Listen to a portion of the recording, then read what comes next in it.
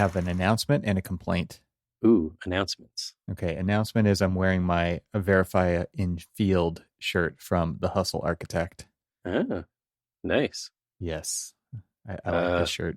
I'll put a link to it in the show notes. How many times have you used Verify in Field as a response to someone? I don't Or think vice versa. I mean, I've seen it a lot. I mean, that's why I like this shirt. But Yeah. it was my son was like, "What does that mean?"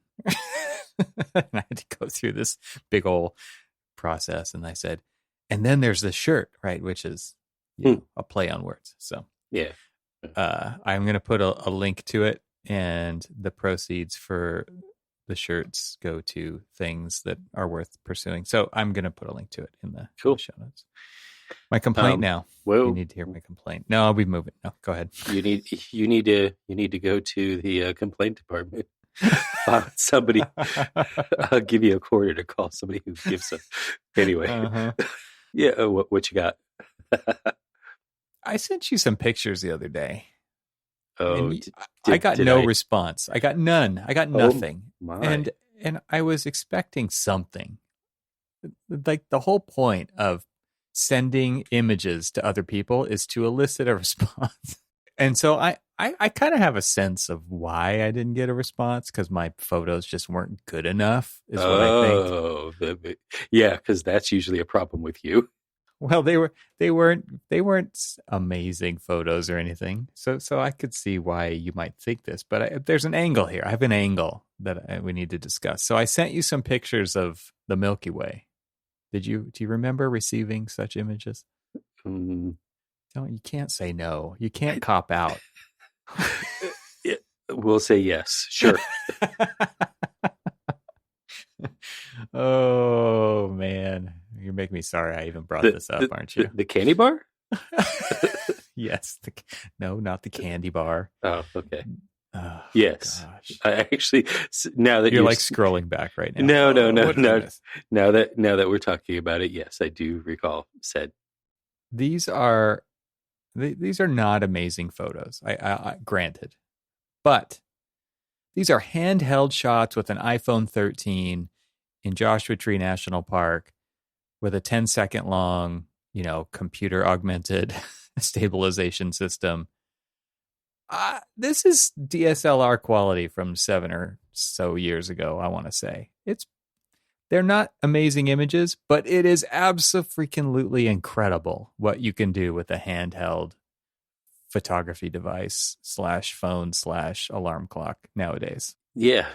You say that now I recall, and apologies for not ignoring. Just ignoring. Full on ignoring. Those aren't good. Those aren't good pictures. No. That's what I got. That's what you took. Apologies. Those stupid Milky Way pictures that you shot with your candy bar sized device, holding it with your hands. Exactly. Well, what's amazing about this, and actually, I remember back when I had an iPhone 8, and I was sitting next to you, or standing next to you, actually, while you had 12, and you were in DC, and you were taking a picture, a nighttime shot of the Jefferson Memorial. That's where we were at when you first did first it was a longer exposure, and I was really amazed at the fact that, which is one of the reasons why when the 13 came out, I went and got one of those, even though we both have fancy DSLRs, because you've actually said it best. The best camera you have is the one that's with you. I know, but you've said it a few times, and because as you say that with the images that you took at Joshua Tree, that I shamefully slip there. Dang. Exactly. Did not respond to. I belong to a Facebook group for parents of students who go to Northern Michigan University, and most recently they've been having a lot of Northern Lights happening there, and some of the photographs of some of the kids who've been taking kids who've been taking pictures of the northern lights Who just have are iPhones or whatever. who just had, well, iPhone 13s or 13 Pro or whatever. But I mean, the pictures that they're taking are amazing. I mean, you get to see, the ribbon effect. You get to see kind of like a little bit of streaking. You get to see stars in the background. Every once in a great while, the memories come up of like pictures that you took, I don't know, a decade ago or so on Facebook. It's just like, share a memory from 12 years ago. However, wow, look at the quality of that picture. And I even recall You're like, I am not going to reshare that picture. exactly. It's just like, maybe not. Right. And I even recall the pre-iPhone pictures that I'd taken on my Palm Trio 750. Fancy camera. Exactly. I'm a fancy pocket camera. And that one was like one of the fancier, nicer cameras. And it looked like the pictures that were taken of Bigfoot. Yeah. Nessie. Exactly. Yep. And it is really honestly amazing how far technology has come. Yeah. End of rant. That's all. It is incredible. It's handheld. Like, and when I say a DSLR of like 7 years ago, I mean like on a tripod, like locked down, right? It's doing a 10-second long exposure handheld is obscene. That's even something that it attempts to do, right? So I attempted to take some pictures of the bridge, the Mackinac Bridge, and the long exposure, the 10-second long exposure. They didn't turn out very well. But yeah, I know it has to be like the right conditions. I'm like holding it against the bed of my truck as hard as I can, trying not to move at all. You're the human tripod. Yeah, I'm using anything I can Gotcha. to stabilize, because I think the max handheld really is about 3 seconds. That's kind of their standard long shutter. If you go deeper in the settings, you can go longer than 3 seconds, but at that point you really have to be kind of as locked down as you can be. So right. No tripod though. I mean, it's does the truck count as a tripod? Yeah, it depends. I guess. I mean, it could. It was pretty cool though. Like we went out there, it's been epically hot. I mean, it's incredibly hot in Southern California. It's funny if you look at like the picture of the whole world, it's the hottest place. Yeah. Actually, funny enough, when you sent me that picture, the screenshot of how hot it was where you were and working on a project in Riyadh, the high for you was higher than the high for Riyadh. That's incredible. Right. So perspective there, man. Oh, yeah. So we went out and spent the night at Joshua Tree. I got a campsite out there and we just, camped out and slept in the back of the truck looking at the stars. It was a new moon. So it was a great night to watch, Milky Way in a dark sky area.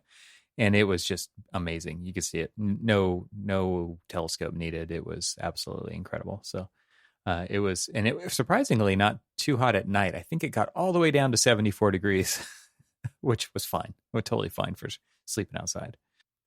Yeah, that's the high today. Oh, shut up. It got up to like 108 the other day. It's just to put a number on it. And actually today though, it's been really humid because some raindrops fell from the sky here in Southern California today. Supposedly there's a hurricane moving its way up from Baja California into our region, which probably is going to wreak havoc in Joshua Tree and Palm Desert. There's going to be some major flash flooding and like roads are just going to disintegrate. Rename the Pacific typhoons as hurricanes. I guess so, because I think they did. They've appropriated the terminology. Can't Florida just keep one thing? I mean, everybody. I think everyone would be happy if Florida kept a lot of things in Florida. Exactly. I mean, there's now Florida man everywhere in the country. Every state has their version of Florida man. Yeah. Oof. That's a good meme worth following. If anybody is like, what are you talking about? Well, you got anything worth talking about? Well, so as one would expect, there was a follow up to this conversation about quiet quitting. More information. Yes. More information. So, although it was kind of interesting. Before I get into this article that I was reading, there was just memes floating around about that, and they were like, and one of them was just like, quiet quitting really isn't a new thing. I mean, Gen Xers have been doing quiet quitting since they entered the workforce. All it was just, setting an expectation for yourself. And I was like, that's interesting. However, I know plenty of Gen Xers who don't follow the quiet quitting or setting boundaries and, working your 9 to 5. Well, yeah, there's that part of it, right? Which I think Trevor Noah had a quip about this, which was like, we used to call it doing your job. Exactly. Exactly. So not only was there an article, from the New York Times, but then um, read something in the Washington Post as well. And then, of course, all of the memes followed. It's just like, because of quiet quitting, now there's the quiet firing. And you're like, huh, of course, in a way, because I've been talking to a handful of people, just, our close, knit friends and stuff, talking about their impressions of it. And, because they range in ages, millennials, Gen Zers, Gen Xers, and if you're not willing to give that 110% or, go above and beyond, there are people out there willing to do that. And there's obviously conversations that we can have about it, that why is going above and beyond the demand for at least the standards? So if instead of going above and beyond, just say I expect a decent level of attention and prioritization of your work throughout the day, maybe not like, spending time on your phone and stuff like that, just focus on yours, which most people that I know actually do, just do that, or because they may end up working, 10, 12, 14 hours a day, then it's okay to maybe every once in a great while check your phone or look at life outside of your computer screens and things like that.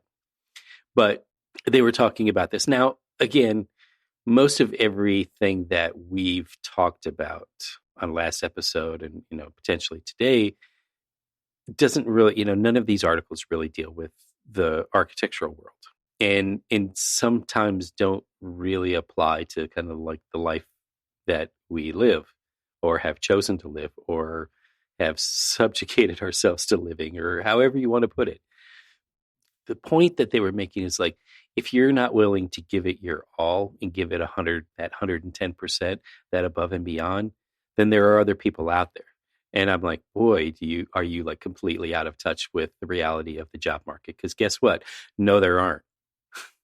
There are not people out there right now. Everybody's looking for anybody, as I jokingly refer to it, as a breath and a pulse. Mm-hmm. There is no help coming. You can scream all you want to, and no help is coming. It's like a horror film. Yeah. Exactly. What I got out of the articles were, how fair is that to your team, that if demanding more than, your 40 hours a week is the standard, then pay them for those additional hours. Pay them the time and a half, or readdress their salary the way that they do it, or give bonuses or something else, or provide comp time above and beyond your normal agreed upon PTO. Something to actually say that if you're willing to put in the extra effort, because let's be honest with you, architecture, we somewhat demand extra effort because of the way that the system works right now, right? That, sometimes as we were talking about the poor planning, sometimes we just have to pull a few extra hours. And so if we are pulling those extra hours, if you are expecting somebody to go above and beyond, why not reciprocate that gesture that they're giving you, because you've agreed upon a certain allotted amount of time to then give back to them? And that's where the disconnect of a lot of these, people who are drawing the line in the sand, when we talked about some of the stance that people had in, when we were talking about some of the comments on the Andre Architect site. And when you read some of the comments from some of these articles where people are just like, back in my day, we just put our head down and did the work until we had to. And if it was 80 hours, it was 80 hours. It's like, I'm sure your children really loved that. Oh, you didn't have time for children? Okay, then. You Well, I know, mean, this is actually the subject of the current place I'm in a book that I'm just started reading called From Strength to Strength. Did I tell you about this already? So it's a book by an individual named Arthur C. Brooks, and he's basically laying out a thesis of these two curves in life. There's like this initial curve called the fluid curve, and then there's this later curve called the crystallized curve, and it's all about successfully navigating from one curve to the other. Because as you know, your most, especially in creative fields, your most creative and your most innovative ideas come at earlier ages. They come in your 20s and maybe in your 30s, but there is a decline that happens to everyone naturally, and we are very much in denial that this happens for the most part. And so later on in life, when you just don't have those creative, innovative ideas anymore, but you still want to be having them, like that's where the denial comes in, or you feel like you still have them. But there's actually this kind of shift that needs to happen from this, what they call that fluid intelligence, to this crystallized intelligence, which you become more of a teacher and a mentor, and your role changes. And not too many people who are very much strivers, is what he calls them in the book, are kind of well positioned to move into this crystallized intelligence because they long for those fluid intelligence things so badly. And I see this so much in architecture, right? It's very much kind of I don't know, the ego has a lot to do with it. And obviously we've always been we've been trained to work like this and to think like this and to solve these kinds of problems and to work people through these big ideas into something that becomes an actual thing. And there's a lot of glory and authorship and success in that process. And then there's like kind of this other dirty side of it, right? Which kind of gets to this quiet quitting stuff and the toxic cultures and things like that, that actually are the engine behind the things on the surface. But this idea of moving from this one curve that naturally declines and jumping onto this other curve that actually extends your career and your usefulness, and that's something you can get a lot of satisfaction out of a lot longer throughout life, is very interesting to me, right? So it just made me think of that, because this whole idea of moving from one into the other and becoming a teacher and becoming a mentor and enabling others to be their best innovative creative selves at their younger ages, which is a very natural human thing, and getting a lot of satisfaction out of that for all the parties involved could be a very big thing. I'd say that, as interesting as that sounds, and it really does, it also worries me that extending your usefulness, you're never going to retire.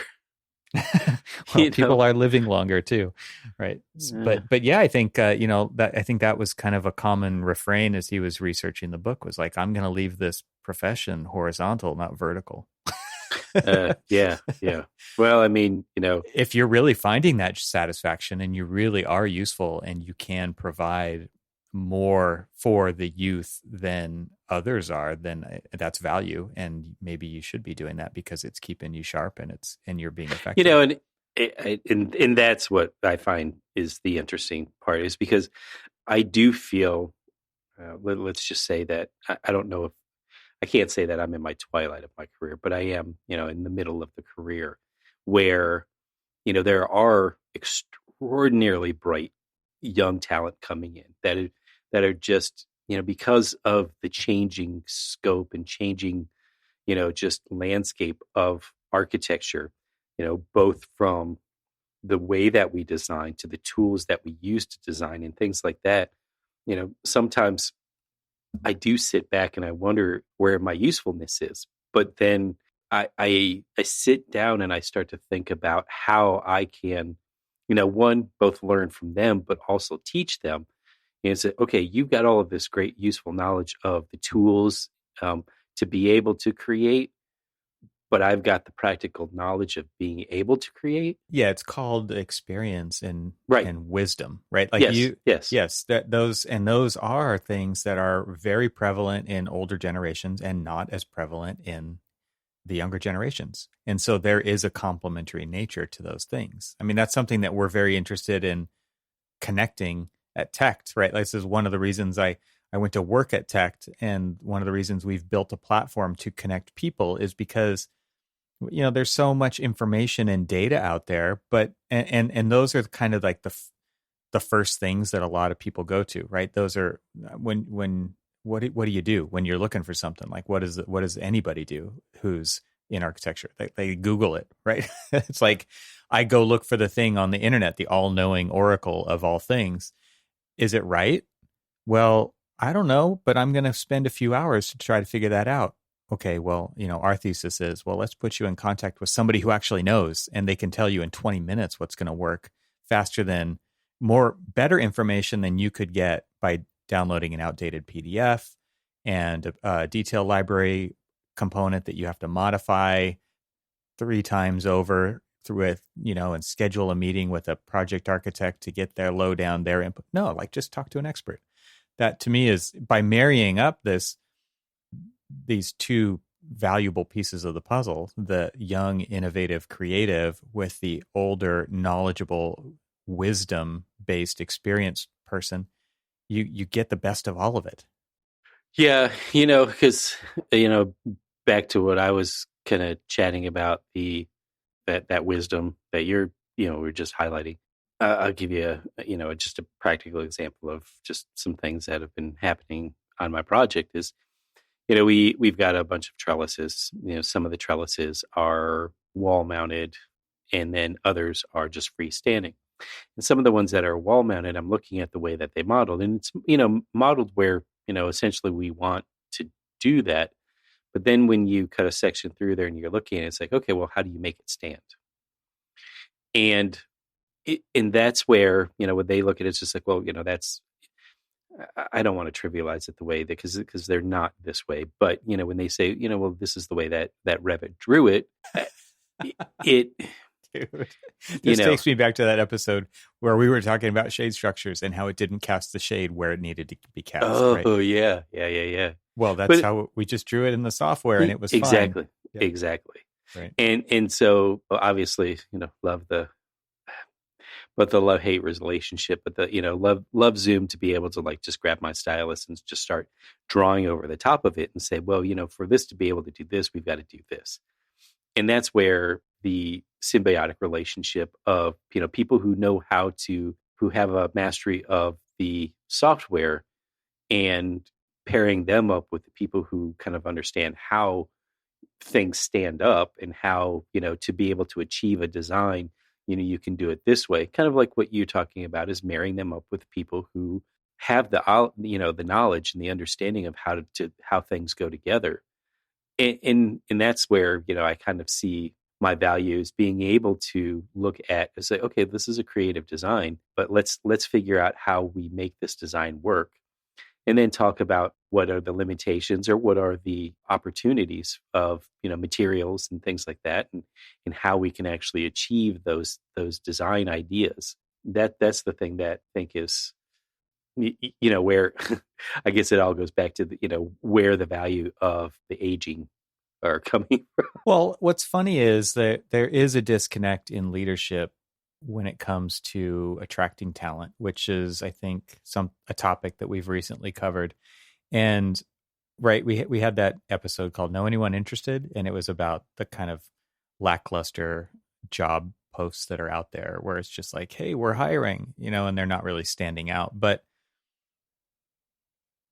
there's not a good narrative being painted here because that culture maybe doesn't exist in a majority of architectural firms across the country, which is, and this is a response to our episode that I'm going to read right now that comes from my boss, right? He said, "Love this episode. At the heart of this is a fair question. Are we, being unique, talented, opinionated, respect worthy people on teams or bodies in roles?" What's the question that senior people ask a young candidate when they're sitting at the table? It's like, what software do you know? Do you know Revit? And I think this also kind of gets to the heart of this dissatisfaction that we're seeing in quiet quitting, right? Which is like, I'm just going to do the minimum because I'm not a respected member of a team that you see this bidirectional or symbiotic relationship happening on. I'm not learning from you. You're not learning from me. I'm a cog in your machine. And so guess what? I'm going to act like a cog in your machine, right?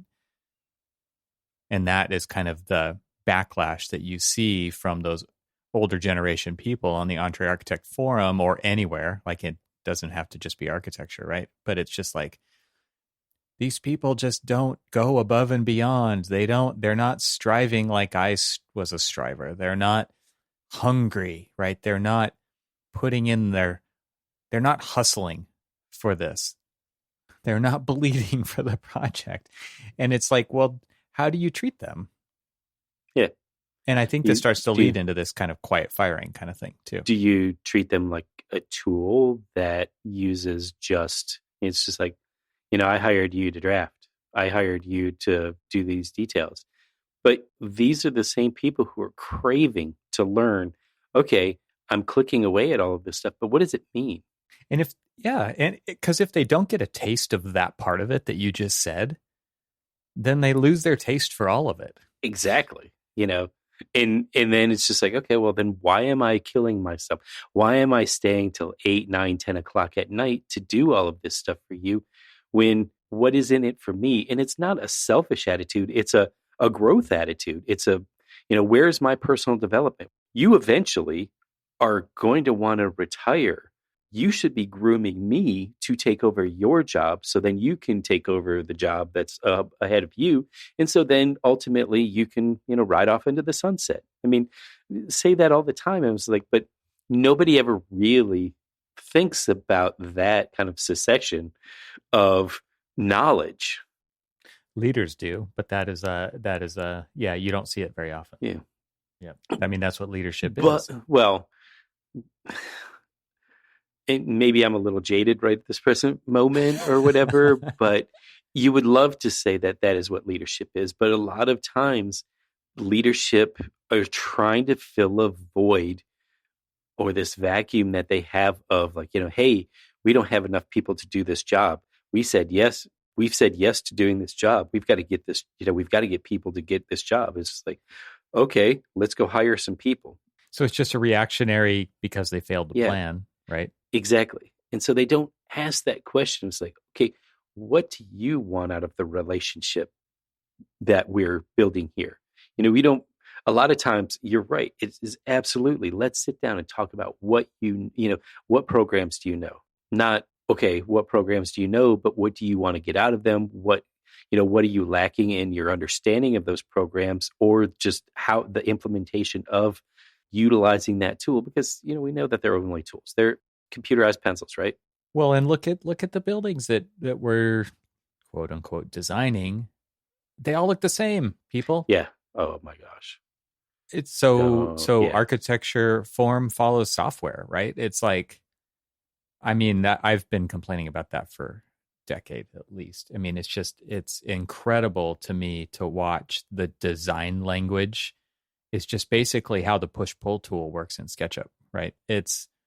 That was where we started to really see that, and now we see it in all the tools because they're all trying to kind of get it down to this lowest common denominator, ease of use, and it's real. And that's to me what is so incredible about looking at all this AI generated imagery with MidJourney, and like this is a whole bucket of about to dump out here, right? But this is another subject. But like this stuff is inspiring. Guess what? The software we have, the software that most of us use, cannot do anything like this. We shouldn't even be talking about constructability and all of these things, but it's inspiring to look at, and this is why people are so freaking excited about it, because it's like, oh my God, we're dreaming again, right? We're not just modeling horizontal and vertical walls that frame some opening, and that we've seen on every single building today that's getting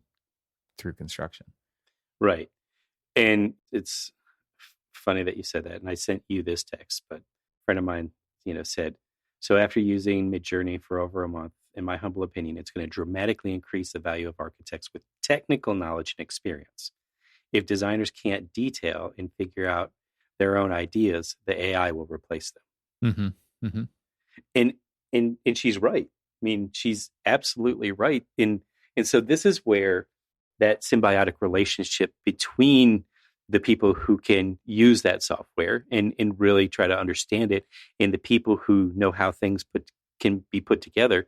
I mean, I've been able to, in my career, do some pretty creative things with kind of like just the standard off the shelf stuff that doesn't look or feel like it's standard and off the shelf, because I understand its possibilities and its limitations and try to morph and stretch and change things at my will, so that we can achieve a design that we actually like. And to be able to marry up people like that, like me, with people who have got, or the AI or whatever, that are able to kind of like push the creativity, but understand the constructability, is going to push us. And then, so going back to this, tying it back into quiet quitting and all that other stuff, rather than sitting back and saying, well, I'm only going to give you my, 9 to 5 because I'm not getting anything out of this. I'm not feeling growth. I'm not feeling like this is a two-way street. When you start to actually have these symbiotic relationships with, and I don't know if I'm using the term correctly, but I'm going to just, keep going with it for now. But this relationship between all of the different people's knowledges, I don't even want to say like the limitation of their knowledge. It's just like, because you can pair people up that have this knowledge and that knowledge and that knowledge and create some incredibly beautiful things if you work as a team, if you work together. More than what you could have done right. with any one of those people alone. Just adding those traits together, it's the sum is greater than that. Yeah. And instead of, so getting out of that silo and getting into the field where you're like able to graze. Can't believe I just said that. But anyway. Architecture is a farm. Yeah. Exactly. And we're all. Yeah. Yep. Moo. But honestly, I mean, that's when we as a team can really start to push each other. And that's when people start to feel the value of, oh, you're actually listening to me. Oh, I'm actually contributing. Oh, I'm actually learning things that I wanted to learn from you. And vice versa. Everybody could be able to say those little things that will actually help develop them. And so there's a growth in the youth, and there's an extension of the experience. Yeah. Yeah. I mean, and it's not to say that no firm has this figured out. There are firms that definitely have this figured out. And I love reading people talking about working at these places and saying like, this is the best place I've ever worked. And like, I think a lot of times I see people posting things like that after they've left, like, cause they're going to go on and do something else. Like we don't have the same, it's not ethic. It's just like, we don't have the same feelings about working for a company for 30 years that my grandparents did. Right. So it's just like, no, I'm going to go try something else now. I'm going to do something else now. I'm following some other calling, something that's important. And they're then posting and saying like, look, these are the most amazing people I've ever worked with. These are the best projects I've ever done in my, and so they're incredibly, positive about, and so we know these exist and they are the exception, right? I think that's the thing that I come back to with this is that, like, we are generalizing, but these places do exist. And I think what's interesting is when people do put it out there that these are the places that enable this kind of work, that enables this kind of team, that enables this kind of culture, those companies can capitalize on that. And then it makes its way back into the job postings if they're smart about it, and they can attract more talent that wants to work in that kind of a environment, right? And by doing all this, you do get the snowball effect started to just build momentum over time to say, like, we're changing the culture. We're changing the culture of architecture, capital A architecture. And that to me is when, like, that's where the real work is happening. So what is quiet firing? This was the follow-up, right? The follow-up to quiet quitting is quiet firing, where they essentially say, okay, well, if you're not willing to put in that extra, we won't give you any responsibilities. You won't see the benefits of this. You'll just get your pay. It's like a silent retaliation. Yeah. It's quiet. It really, quiet. I guess it's in the name. But this idea is that they're actually firing people, but minimizing the amount of information shared, right? Which is a huge complaint across the, I don't know if it matters what state you're in or what company you work for, but that's typically like the least information possible is shared because there is some fear that the retaliation train will continue. Well, it's kind of like okay, if you're going to do the minimum, then we're going to do the minimum, and we'll see who breaks. So, yeah, it's like a dare. Exactly. Who's going to break? Who's going to quit or get fired? Exactly. Exactly. That's totally it. Yes. This is a quiet game of chicken. And if that's not a level of toxicity that is just absolutely horrid to our profession, I don't know what is. And this is not aimed at our profession, but we do see it there. I mean, it's not like it is. We do see it. I mean, unfortunately, yeah, as I said, the disclaimer of like these articles that I was reading, none of them were geared towards architecture, because this current state of the union for architecture, we can't, I mean, unless you're just horrible at your job. I mean, you're going to keep your job because we need people. Yeah, right. There is some security right now in that. Yeah. Right.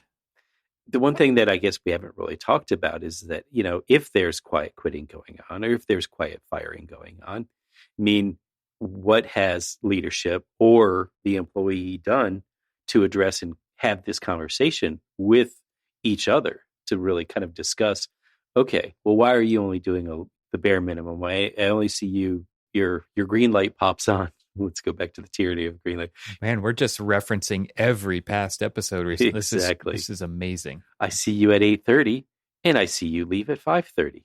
I see you go away at lunch. I see you. I see you show up at your computer when work is supposed to start, and I see you leaving your computer when work is supposed to stop. Why is that? Exactly.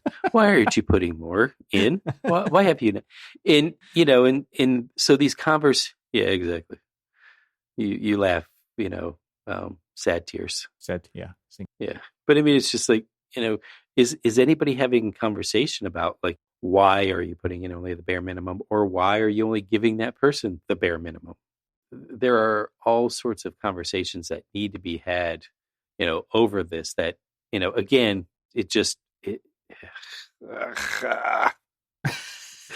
that's what I feel like right now.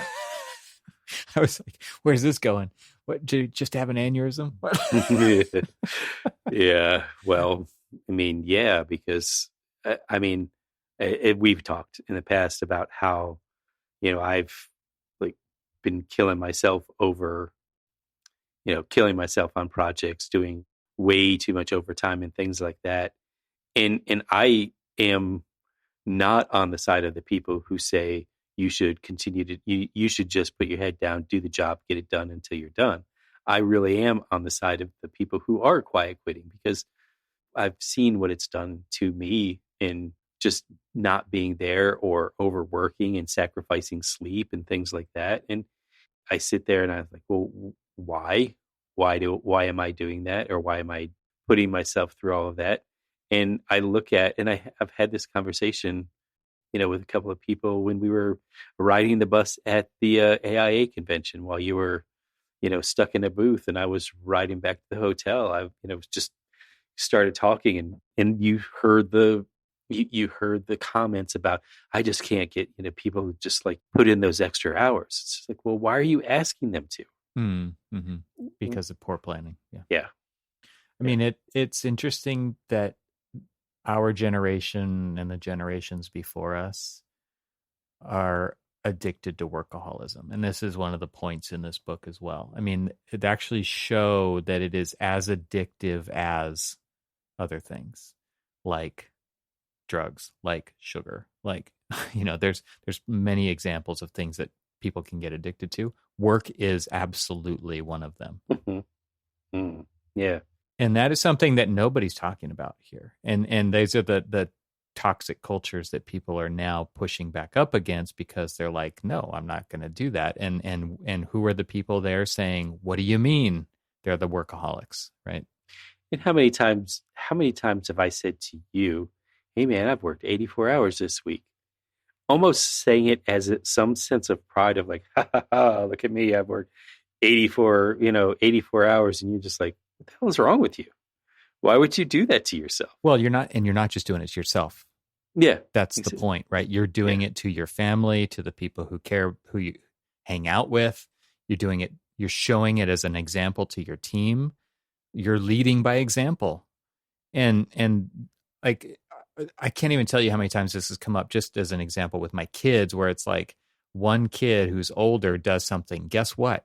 All the younger ones want to do it too, whether it was quote unquote like okay or not, right? Like if they're pushing the limits in some way, they're going out with their friend and they're riding in the passenger seat when they're not allowed to drive with a passenger under a certain age, and they're talking about it. You're not only doing something you shouldn't be doing, you're setting an example to all of your siblings in this case that was okay. Yeah. And so the same thing goes for this at where the stakes are way higher, right? As far as like just kicking this can down the road of like acceptable behavior. Yeah. Yes. And it actually just takes tons and tons of grit, right, to break that cycle. That's what leadership is, though, right? It's like saying, nope, it's not okay. And like, I'm not going to do it anymore. And here are the reasons I'm not going to do it. And guess what? There's just as many reasons that I just can't even cite right now because they're just not on my radar. But they're there. Like these are invisible reasons. There are invisible reasons for that kind of thing. So yeah, I mean, I understand why the quiet quitting is happening, the quiet firing. I know there's a lot of legal stuff that companies aren't willing to risk, right? So they're just not sharing that information. But I also understand why the ones who are the previous generations are complaining about it. I don't know where this is gonna, like, I think it's just gonna be an impasse, right? Like these companies that can't attract talent are just going to wither up and die, I assume, or they're gonna have to figure out a new business model by outsourcing their stuff overseas or whatever. Right, because, I mean, how many times have let's say Evan walks up and it's like, hey man, I put in my 2 weeks. Everybody else is like, oh man, why are you leaving? What went wrong? Why, please don't leave. And then other people are thinking to themselves, like I would be thinking if I was like your PM and you came up and you said you're leaving, I'm like, oh crap, now I got to train somebody else. I don't have time to train somebody else and all this other stuff. Why didn't we take care of Evan, while he was here? Why don't, we've said it before, but I mean, why don't people invest in their people more than they invest in their projects? Because it's the people who are doing the projects. The lifeblood of the project. Exactly. Well, yeah, I mean, that is your special sauce at the company. It's actually those people. It's not the projects, because like those people are what's going to make the project special, and the next project and the next project. Yeah. I think we've exhausted this one. I feel exhausted. Yeah. Yeah. Well, yeah. I'm going to quietly fire you. Oh, I already quietly quit. Thanks for listening. This show is part of the Gable Media Podcast Network. See all the shows at gablemedia.com. That's GABLMEDIA.com.